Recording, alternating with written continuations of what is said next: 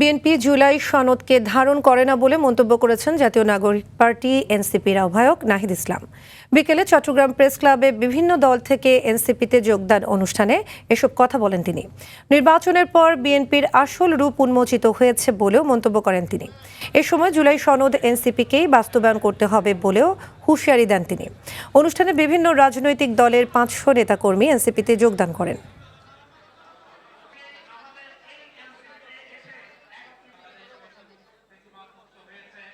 নির্বাচনের পরে তাদের আসল রূপ, আসল চেহারা বের হয়েছে।